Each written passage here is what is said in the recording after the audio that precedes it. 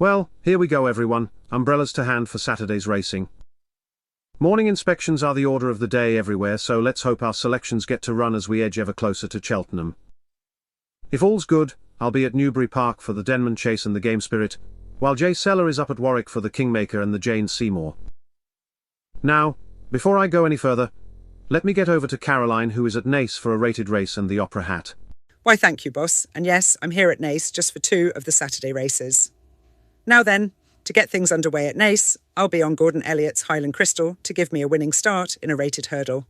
To be sure, she is now up against the boys after her success in a listed mares hurdle at Newbury, but I thought she won with a bit in hand under Jordan Gainsford, and now Jack Kennedy is up. But this is a tougher race in my book. Parag Roche's Saratoga was 3rd over this course and distance the last day, and Donacha O'Brien's Kilmeaden beat a Willie Mullins hot favourite at Punchestown on soft ground, so both must be on my list. Highland Crystal has to give a few pounds all round, but I'll think she can and win this rated race. Later on, much later on, there will be no huge surprise when I tell Yuz that Dinner Blue could be winning the Opera Hat. She is most surely the class act of this field, and I've ever rated this Dr. Dino mare, who is on for her 10th win over fences, which includes this race last year. I'm afraid there's not much value in Dino Blue at this level, but with bioluminescence a bit in and out, maybe it's You Have Me in Stitches to make a race of it. Thank you, Caroline, and before we get to Jaysella for our Saturday nap, Dan Skelton looks to have primed Let It Rain for a big run at the valuable handicap, the William Hill Hurdle. The presence of Paul Nicholls' Tutti Quanti gives her a real chance at these weights, though a cleaner round of hurdling would not go amiss. But to be fair to her, Let It Rain was returning from over a year off the track when last seen. As befitting the big prize, it's a pretty competitive field, with Tutti Quanti also looking laid out for this. But carrying top weight will ask a question on this heavy ground, while Nigel and Willie Twiston Davies' Un Son à la Vie will give the father and son partnership plenty of meaning in life if they scoop the pot. Let It Rain to improve from her December run and win another big handicap for the Skelton brothers, with Ben Pauling's Lanesborough a decent each-way gamble. And now over to Jaysella up at Warwick. Thanks, boss. And I do love your in-joke to tell us Let It Rain has got to be on your list for Saturday's winners. Funny, haha. Had to check it was really entered.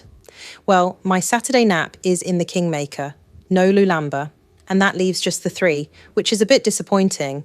But for me, Mambo number 5 is winning this.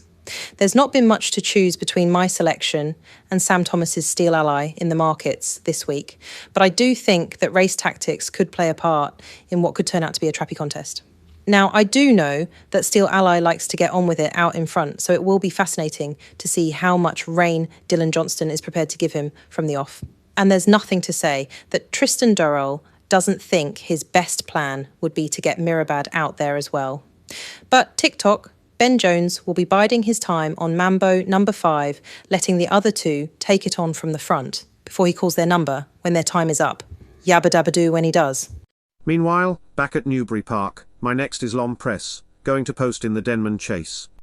Just the 4 going to post, but really this is a match between Haiti Couleurs and L'Homme Presse. I must say that I am a big fan of Rebecca Curtis's stable star Haiti Couleurs. And he certainly did the business when an impressive winner of the Welsh Grand National in December. And I know Jaysella for one will be fully behind him once again, after picking him for that Chepstow feature. However, in L'Homme Presse, he might have met his match. And although this is a quick turnaround after a bold bid in the Cotswold Chase last month for Venetia Williams' admirable fencer, L'Homme Presse is a class act and will be a tough nut to crack. If Haiti Couleurs is going to be Rebecca Curtis's dream of Gold Cup star, he has to be winning this. But I'll take L'Homme Presse to be just that bit too good. Yeah, so back at Warwick, I'm big on Hollygrove Cha-Cha for the listed mare's hurdle. Well, she's been chasing this term, and that ain't gone too well. So here she is, back over the sticks. And I reckon she's going to be loving that and can serve it up to Paul Nicholls' Jubilee Alpha, who won't be liking this heavy going in my book, while La Pinsonnière and Flying Fortune both have long absences to overcome. Jubilee Alpha does have a better rating, but I'll have Hollygrove Cha-Cha to lead her home in a merry dance. So down to Newbury Park, where of course all eyes will be on Nicky Henderson's Lulamba for the Game Spirit, who looks to me to be making into an even better chaser than he was over hurdles. That said, he's unproven on ground this deep since his debut under rules over in France.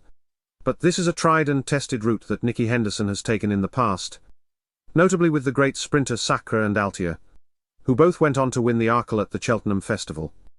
Sending Lulamba into open company, instead of a spin, in the Kingmaker at Warwick, a novice's chase, makes a statement and shows the regard the Seven Barrows handler has in his charge.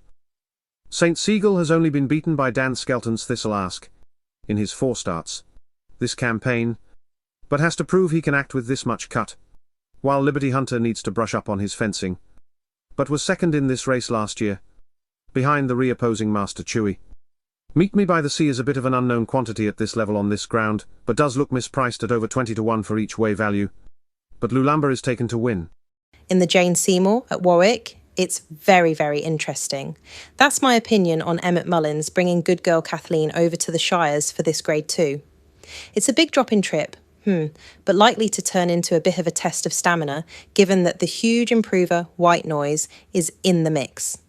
I reckon there'll be plenty of pace on from that angle, with David Pipe's Kingston Queen, another that might be pushing the pedal under Conor O'Farrell, but good girl Kathleen is slick enough over the sticks and won't be minding this heavy going.